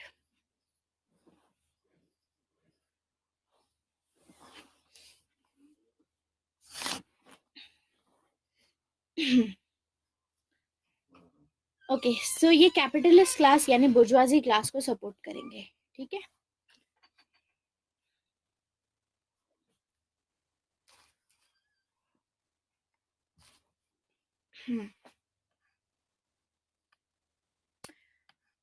ओके, सो अब डिस्कस करते हैं थॉमस हॉब्स के बारे में थोड़ा सा, और कि थॉमस हॉब्स जो हैं ये क्या करेंगे, सॉवरेनिटी के बारे में बात करेंगे। सॉवरेनिटी मतलब, देखो सॉवरेनिटी का आइडिया क्या होता है। सॉवरेनिटी का आइडिया पहले, ये आइडिया पहले नहीं था, ये आइडिया आया है मॉडर्न नेशन स्टेट कॉन्सेप्ट के साथ में। मॉडर्न नेशन स्टेट कॉन्सेप्ट क्या है? मॉडर्न नेशन स्टेट का कॉन्सेप्ट कैसे सामने आया, मतलब आज के टाइम पे जो हम देखते हैं स्टेट का कॉन्सेप्ट होता है वो मॉडर्न नेशन स्टेट बोलते हैं। उसमें क्या क्या चीज़ें होती हैं, मॉडर्न नेशन स्टेट का कॉन्सेप्ट के क्या क्या फीचर्स होते हैं? एक पर्टिकुलर टेरिटरी होगी, बाउंड्री होगी, सेकंड होगा इसमें पॉपुलेशन होगी, देन इसमें होगा सॉवरेनिटी। सॉवरेनिटी का मतलब क्या होता है? सॉवरेनिटी का मतलब होता है सुप्रीम पावर, यानी लॉ बनाने की जो पावर है, कौन लॉ बनाएगा, कौन रूल्स बनाएगा, उसकी पावर जो होती है वो किसके पास में रहेगी, उसको हम बोलते हैं सॉवरेनिटी, ठीक है। उसको बोलेंगे सॉवरेनिटी। तो टेरिटरी होती है, पॉपुलेशन होता है, सॉवरेनिटी होती है, ये कुछ इंपॉर्टेंट इसमें एस्पेक्ट्स हैं। टेरिटरी मतलब फिक्स्ड बाउंड्री, एक पर्टिकुलर लैंड पे पॉपुलेशन होनी चाहिए उस पे, उसमें सुप्रीम पावर जो होगी लॉ बनाने की किसके पास में होगी, ये कॉन्सेप्ट अमर्ज होकर के आया पहले, क्योंकि इससे पहले मेडिवियल टाइम्स थे। देखो थॉमस हॉब्स मॉडर्न टाइम से बिलोंग करते हैं, मॉडर्न एज से बिलोंग करते हैं, इससे पहले मेडिवियल एज होगी। एंड मेडिवियल एज में आएंगे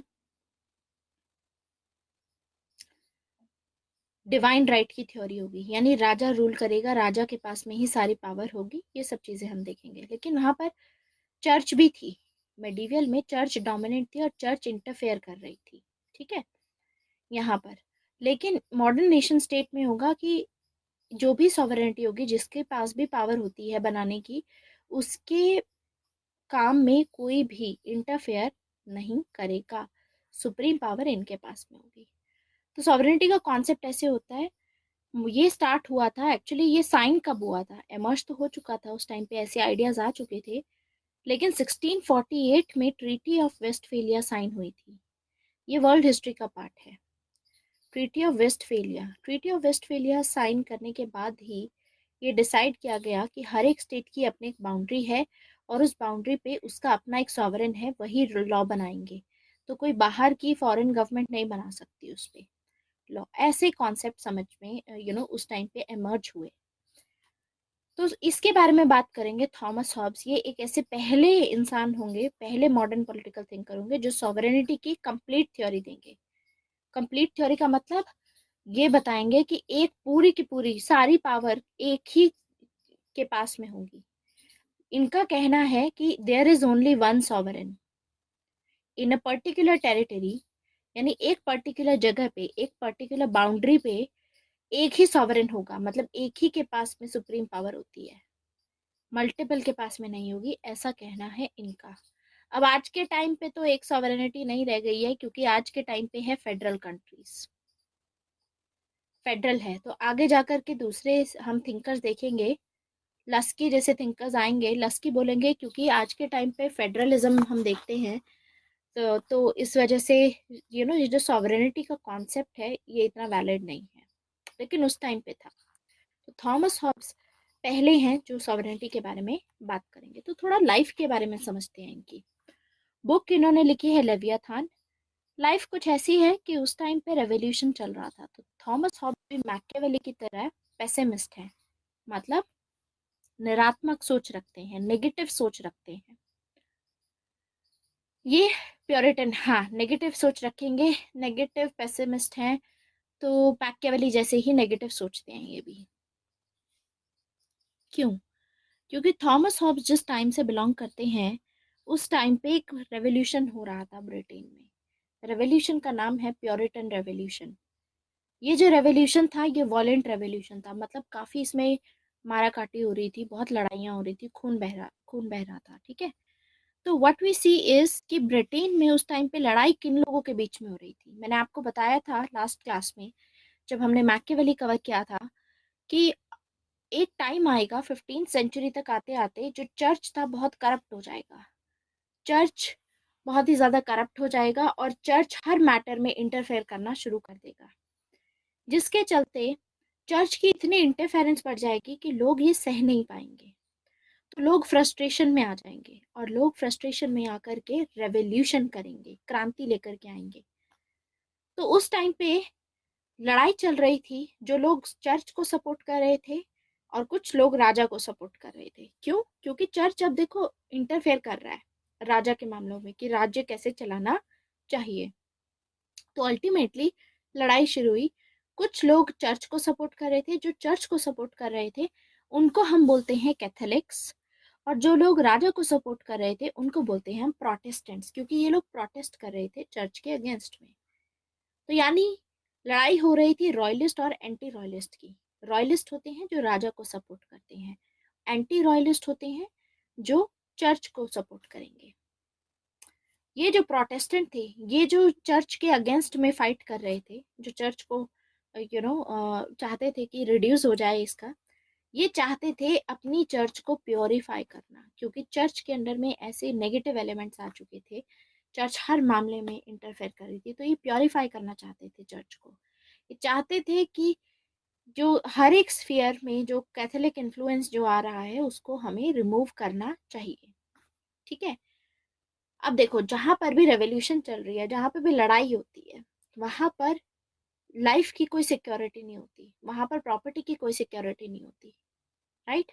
अभी सीरिया में इस टाइम पे लड़ाई चल रही है, सिविल वॉर चल रही है, ना तो वहां पे लाइफ की कोई सिक्योरिटी है, ना ही प्रॉपर्टी की सिक्योरिटी है। तो इसीलिए अपने टाइम से इन्फ्लुएंस होकर के जो भी हो रहा था उस टाइम पे, थॉमस हॉब्स बोलेंगे, थॉमस हॉब्स के लिए इनके कामों में हम देखेंगे कि ये लाइफ को बहुत ज़्यादा प्रायोरिटी देंगे। इनके लिए लाइफ की सिक्योरिटी बहुत इंपॉर्टेंट है। ये बोलते हैं कि लोगों की लाइफ की सिक्योरिटी के लिए हमें ये चीज़ें करनी पड़ेंगी, हमें अपने सारे राइट्स स्टेट को देने पड़ेंगे। तो अभी के लिए बस इतना याद रखो, पूरा टॉपिक कंप्लीट होगा तो आप ज़्यादा बेहतर समझ पाओगे इसको, कि मैं अभी यहाँ क्या कहने की कोशिश कर रही हूँ। In fact Karl Marx Thomas Hobbes को काफ़ी ये बोलते हैं कि Thomas Hobbes is the father of all of us, कि ये ऐसे बेस्ट ऑथर हैं जो कि इंग्लिश रेस ने प्रोड्यूस की हैं, it has ever produced. Thomas Hobbes is the father of all of अस, ऐसा बोलते हैं। मतलब इनके काम बहुत इंपॉर्टेंट हैं, जो भी काम इन्होंने बताए, क्योंकि थॉमस हॉब्स ने स्टेट को जैसे भी प्रेजेंट किया है कि स्टेट को सारी पावर दे दी कि स्टेट डिसाइड करेगा, उसके बेसिस पे ये काम बहुत इंपॉर्टेंट है थॉमस हॉब्स का। तो थॉमस हॉब्स ने देखा उस टाइम पे रेवोल्यूशन चल रहा था, प्योरिटन रेवोल्यूशन, तो थॉमस हॉब्स ने बोला कि हमारे लिए इंपॉर्टेंट है सिक्योरिटी ऑफ लाइफ। इसीलिए थॉमस हॉब्स क्या करेंगे, राइट टू लाइफ को एब्सोल्यूट राइट बना देंगे। जैसे हम लोगों के पास में फंडामेंटल राइट है, वैसे ही राइट टू लाइफ को एब्सोल्यूट राइट बना देंगे ये। यानी ये बोलेंगे कि अपने सेल्फ डिफेंस में आप सामने वाले को मार सकते हो, उसके लिए आपको कोई पनिशमेंट नहीं मिलेगी, ठीक है।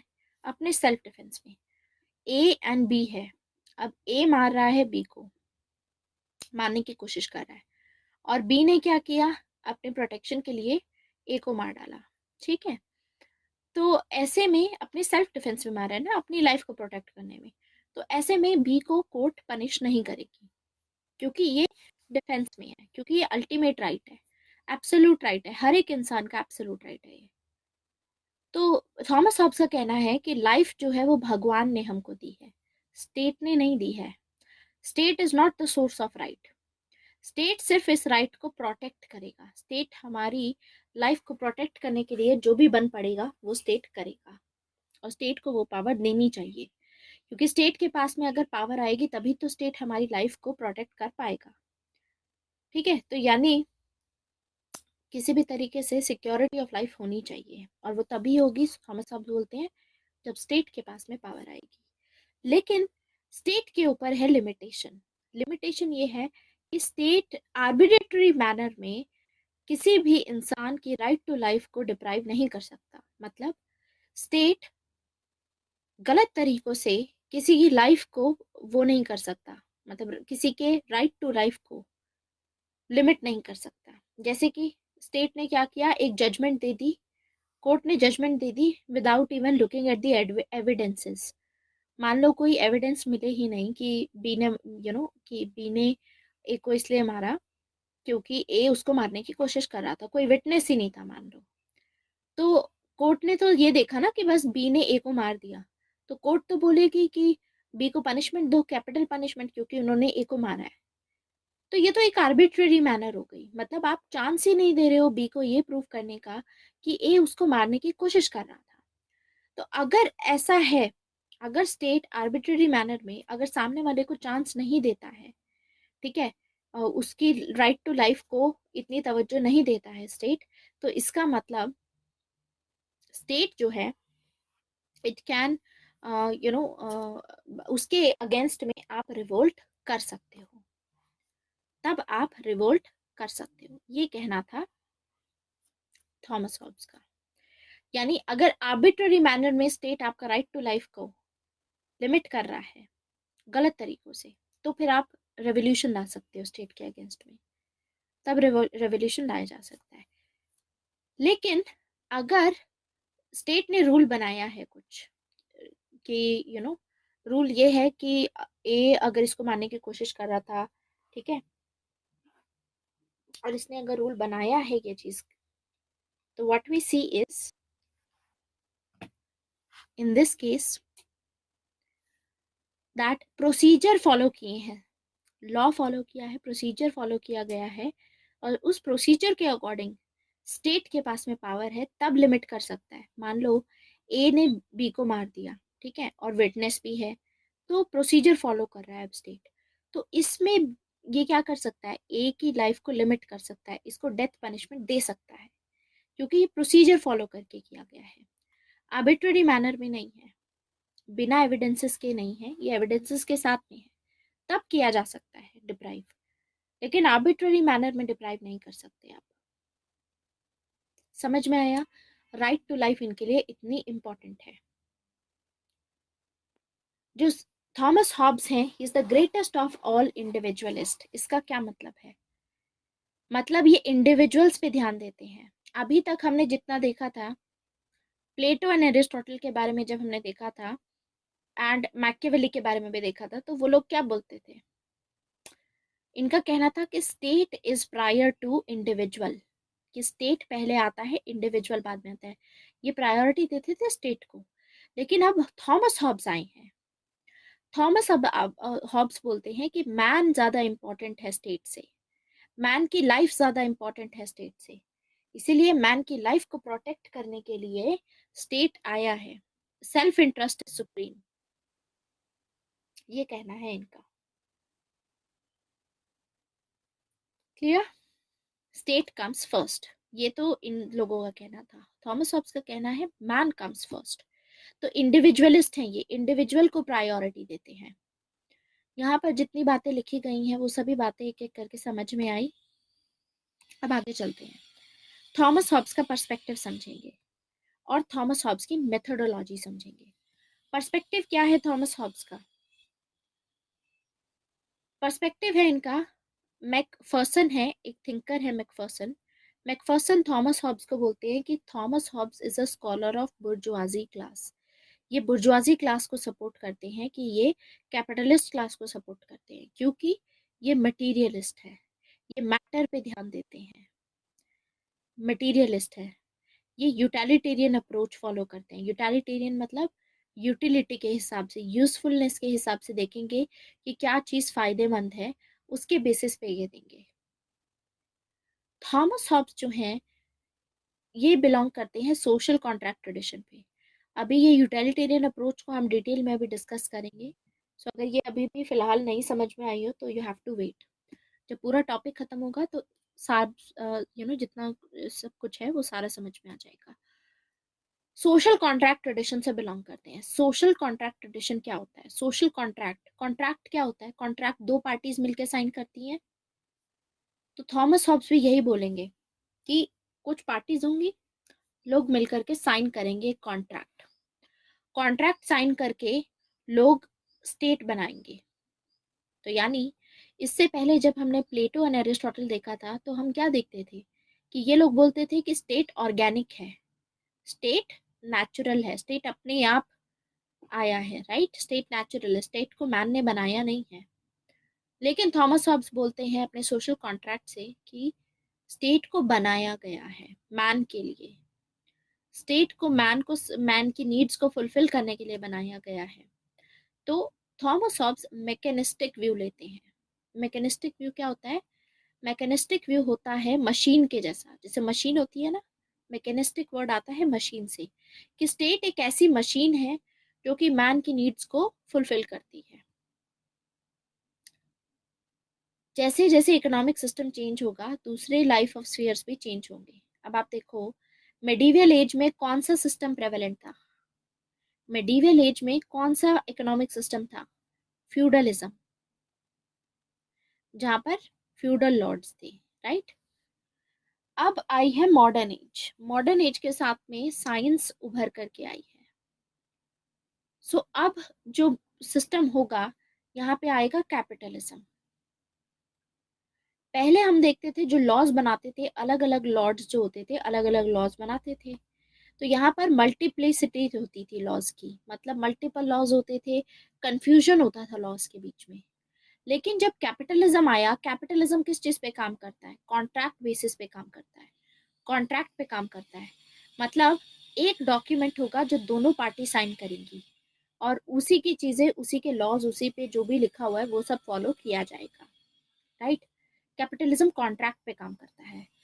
तो जब हम देखेंगे कॉन्ट्रैक्ट पे काम करेगा, क्योंकि यहाँ पर ये लोग मानेंगे कैपिटलिस्ट के लिए फायदेमंद क्या है, इनके लिए फायदेमंद है कि कॉमन लॉज होने चाहिए। आप एक शहर से दूसरे शहर में अगर कोई चीज ट्रांसपोर्ट कर रहे हो, तो ऐसा नहीं है कि यहाँ पे 5% टैक्स भरोगे, यहाँ पर आप 50% भरोगे। ये कैपिटलिस्ट के लिए सही नहीं है। तो उनको चाहिए होती है यूनिफॉर्मिटी। क्यों? मान लो यहाँ का ट्रेडर इस ट्रेडर के साथ में कर रहा है कॉन्ट्रैक्ट साइन, इनके यहाँ पे 5% होता है, इनके यहाँ पे 50% होता है, इनको साइन करना है एक कॉन्ट्रैक्ट। तो इनके लिए तो मुश्किल होगा ये साइन करना, क्योंकि ये ट्रेडर बोलेगा कि मेरे यहाँ ये चलता है, ये बोलेगा मेरे यहाँ ये चलता है। तो ऐसे में कैपिटलिज्म ग्रो नहीं कर पाएगा। तो हम क्या देखेंगे कि थॉमस हॉब्स ऐसी टेंडेंसीज को प्रमोट करेंगे और एक कॉन्ट्रैक्ट साइन करेंगे। इसीलिए तो वो एक कॉन्ट्रैक्ट में बिलीव करते हैं, एक कॉमन अथॉरिटी में बिलीव करते हैं। तो थॉमस हॉब्स बोलते हैं कि एक कॉमन अथॉरिटी होगी, मल्टीपल अथॉरिटी नहीं होगी। मिडीवियल एज में मल्टीपल अथॉरिटीज थी, इसीलिए मल्टीपल लॉज थे। यहाँ पर थॉमस हॉब्स सपोर्ट करेंगे कॉमन अथॉरिटी को, इसीलिए कॉमन लॉज होंगे।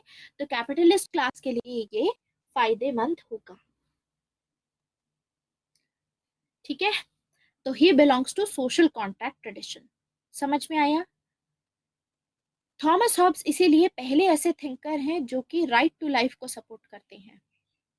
ये मानते हैं क्योंकि उस टाइम पे प्योरिटन रेवोल्यूशन चल रहा था, वायलेंस बहुत बढ़ गया था, लोगों के पास अपनी जान बचाना बहुत मुश्किल हो गया था। इसीलिए लाइफ इनके लिए बहुत इंपॉर्टेंट है। और ये पहले थिंकर हैं जिन्होंने कंप्लीट थ्योरी ऑफ सॉवरेनिटी दी।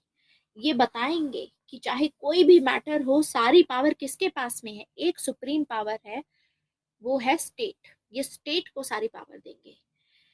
तो हम देखेंगे आगे, जब हम पूरा थॉमस हॉब्स का टॉपिक कंप्लीट करेंगे, तो देखेंगे कि Thomas Hobbs is the greatest of all individualist. Individualist है, लेकिन at the same time Thomas Hobbes absolutist है। एब्सोल्यूटिस्ट क्यों है? क्योंकि ये एब्सोल्यूट पावर देंगे स्टेट को, जैसे प्लेटो ने भी दी थी। प्लेटो ने एब्सोल्यूट पावर किसको दी थी? फिलोसोफर किंग को। ऐसे ही थॉमस हॉब्स भी एब्सोल्यूट पावर देंगे स्टेट को, एब्सोल्यूट पावर ऑफ पनिशमेंट। इसको फर्दर और डिटेल में अभी डिस्कस करेंगे, एक एक करके जब थ्योरीज देखेंगे तब डिस्कस की जाएगी ये। नेक्स्ट आता है मेथडोलॉजी। क्या है मेथडोलॉजी? है इनकी रेजोल्यूटिव कंपोजिटिव मेथड। रेजोल्यूटिव कंपोजिटिव मेथड, ये मेथड गलीलियो ने दिया था। गलीलियो साइंटिस्ट हैं, उन्होंने दिया था। गलीलियो ने बोला था कि अगर आपको किसी भी कॉम्प्लेक्स चीज को समझना है, कोई बहुत मुश्किल चीज है उसको समझना है, तो उसको आप कुछ पार्ट्स में डिवाइड कर दीजिए, छोटे छोटे टुकड़ों में डिवाइड करो। एक एक टुकड़े को पहले समझो अच्छे से, फिर दूसरे टुकड़े को समझो, फिर उन दोनों टुकड़ों को साथ में मिला करके समझो, धीरे धीरे करके समझो। तो अल्टीमेटली आपको पूरा को रिलेट करके पढ़ोगे तो पूरा समझ में आ जाएगा। हम यही तो कर रहे हैं पॉलिटिकल साइंस में, छोटे छोटे करके हम एक एक चीज समझ रहे हैं, फिर उसको समझते हैं, फिर उसको रिलेट करते हैं, उसको रिलेट करके आगे फिर बढ़ते हैं, नई चीज समझते हैं, फिर उसको रिलेट करते हैं। अभी हमने प्लेटो पढ़ा, हमने फिर एरिस्टोटल पढ़ा, फिर मैकियावेली पढ़ा, उसके बाद अब हॉब्स पढ़ रहे हैं। लेकिन हॉब्स में भी हम प्लेटो की बात कर रहे हैं, उसमें भी हम एरिस्टोटल के साथ लिंक करने की कोशिश कर रहे हैं, ऐसे ही मैकियावेली के साथ लिंक करने की कोशिश कर रहे हैं। तो दैट मेथड इज रेजोल्यूटिव कंपोजिटिव मेथड, कि किसी चीज को अगर समझना है तो छोटे छोटे टुकड़ों में डिवाइड करके समझो, और फिर उसको आपस में रिलेट करके फिर फाइनली आपको पूरा मतलब समझ में आएगा उसका। ये मेथडोलॉजी है जो थॉमस हॉब्स फॉलो करेंगे अपनी थ्योरीज को देने के लिए। तो ये मेथडोलॉजी और ये सभी चीज़ें, सोशल कॉन्ट्रैक्ट ट्रेडिशन, क्या बोलते थे, क्या क्या थ्योरीज को फॉलो किया इन्होंने, ये सभी चीज़ें हम कल पढ़ेंगे। कल के हमारे लेक्चर में थॉमस हॉब्स का जो सेकंड क्लास रहेगी उसमें हम ये पूरा समझेंगे। आज हमने बस इंट्रोड्यूस कर दिया थॉमस हॉब्स को, because I have another class at 3 o'clock, already time over हो चुका है, तो आप लोगों की क्लास बाकी की कल होगी। ठीक है, this is it for today. ये पढ़ के आइएगा। मैकियावेली पूरा हो चुका है, थॉमस हॉब्स देख लिया, इवैल्यूएशन देख लिया आज हमने प्लेटो का। फाइनली अभी मैं आपको मैकियावेली की फुल फ्लेजेड पीडीएफ भी दे दूंगी। ठीक है, बाकी आगे हम कल कंटिन्यू करेंगे। कुछ नहीं समझ में आए जब रिवाइज कर रहे हो आप, तो पूछ लेना मुझसे। एक वर्ड का मीनिंग भी नहीं समझ में आता है तो यू कैन आस्क, क्योंकि क्लैरिटी बहुत जरूरी है। Thank you very much.